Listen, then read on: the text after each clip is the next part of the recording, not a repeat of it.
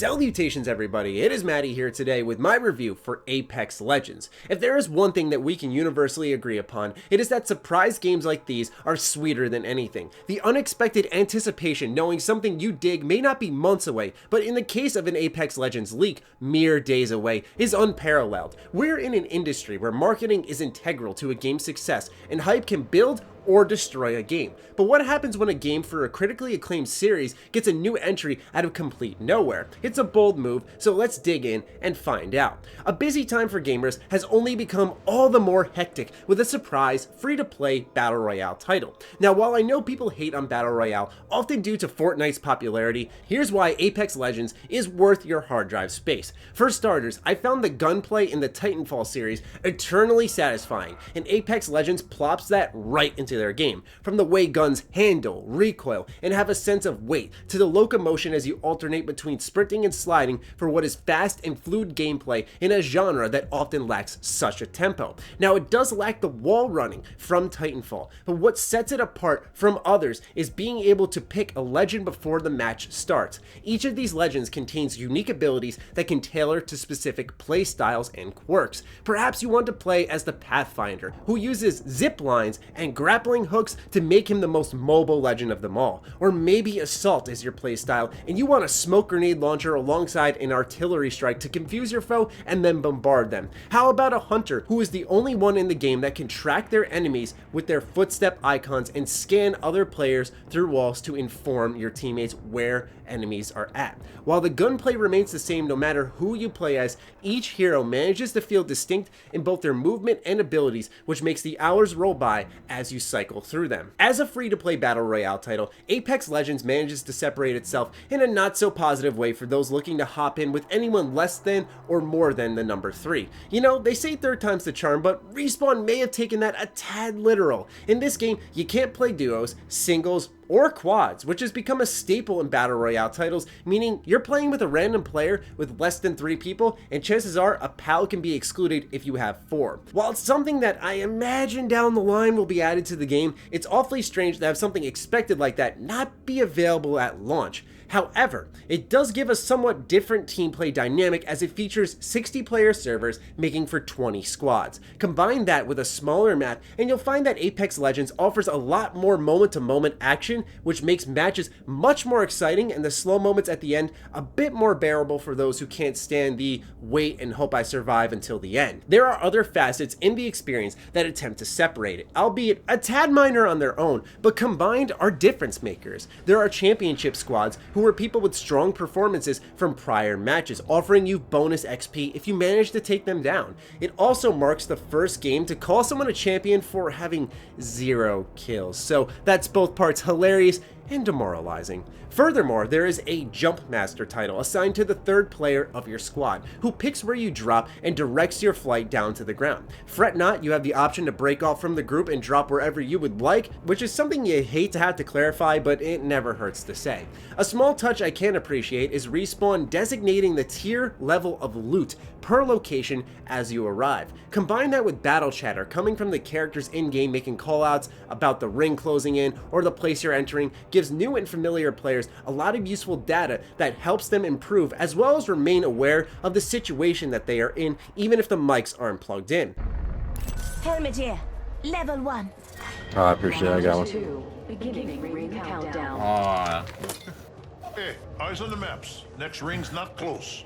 This is in thanks to a detailed pinging system allowing you to tag enemies, specific loot, or specific locations you want to head towards, which once again can add layers to a team talking or keep a team that isn't able to talk on the same page and informed. This was expertly crafted and should not go unnoticed because this allows people who do want to play by themselves to manage on their own. There was actually one time that my friends and I were playing together. We had one random, he was getting shot at, and the way that the character responded in-game via battle chatter was the way that we knew he was under attack and we went to rescue him. On top of that, when teammates go down, that's not always the end of things for them or you. You can grab their banner and bring it to a respawn beacon where they can rejoin the fight, which adds tensions to battles as you know a squad is never really out of it and a minor detour could result in a reunited squad or the rest of you going down if there are other players nearby. Apex Legends manages to say goodbye to a lot of what I found to be tedious in BR games. For example, you spend all this time looting, and if someone pops off your armor, then that's it, and in my opinion, that can feel like a bit of a waste. I love how this game incorporates battery cells, which let you recharge your armor, so some of that early game looting can feel like there's more payoff when you find that right piece of armor. Blackout does do a similar thing in Call of Duty with armor plates, and I know there are shield potions in Fortnite, but I'm just happy that Apex managed to take inspiration in the right way from these other titles while separating it in other minor nuances. Top that off with crates being color-coded to indicate the rarity of drops and looting UI that is seamless on both console and PC. I tested on the PS4, and you have a recipe for success, eliminating what plagues many other attempts in this genre. The reason this is so important that they got down early is because now we can look into the future for a roadmap with this game if you like the basic framework here. Yes, it is not perfect, and I'll get into that in a second, but I really like what Respawn has brought to the table, and since it's relatively bug-free, this allows for us to expect new maps, new guns, new legends a lot sooner than other BR titles, which usually have to delay those types of plans in exchange for getting little things right, like the UI. These separations also help as the inspirations can be a bit too clear, especially when you're looking at the main menu. It's quite reminiscent of Fortnite. Now on to progression and leveling up. Progression/leveling up is the more bare bones aspect of this game, but I can't say I was caught off guard that a Battle Royale title lacked deep character progression. As you complete matches, you earn experience based off your kill count, survival time, if you killed one of those championship squads I mentioned earlier, and various other stats. Once you level up, you earn a loot box, and a lot of this reminds me exactly of Overwatch. The game itself is fun, and that's really what's going to keep you playing, and the cosmetics that you earn from said loot boxes usually will make you go aside from a few standout weapon skins in my personal opinion. You can also earn a currency that you use to unlock new legends, plus crafting materials to make cosmetics for your favorite legends. You are able to pay money for these loot boxes, however you don't get any better with the money you spend, and I found this an interesting tactic by Respawn, and I say Respawn specifically because they did confirm EA had nothing to do with this game. I think in order to avoid some of the loot box backlash, because that's something that's gradually being weeded out of games in exchange for just buying and knowing what you're going to get, they surprise announced this game because I think it worked in its advantage, but it also avoided a lot of people complaining that the title would feature loot boxes in an extended marketing campaign. It's smart, almost devious, but it's something that I want a lot of players to note what's happening here, and that I wouldn't be surprised if people don't complain too much about the loot boxes in-game, that other developers take note and start doing it themselves. As I mentioned earlier, it isn't all perfect if the loot boxes weren't enough to convince you of that. When tabbing out on my PC, the screen sometimes resized itself to a smaller window. Sadly, I was not capturing gameplay at this point in time because I was busy trying to actually get the game functioning. It happened to me twice. I saw a couple of streamers who I'm friends with have a similar issue, and in turn it forced us to shut things down and restart the title. Now this really wasn't the worst thing in the world because usually upon restarting it, everything was fine. Bugs aren't always in your face, but they're present. One consistent error that I'm surprised managed to get through is when you get downed on one of the supply ships. Yes, as you are flying in, there are sometimes supply ships in the air that you can land on, so it adds a little bit of verticality to even the drop zones, which is something I do hope they build off of.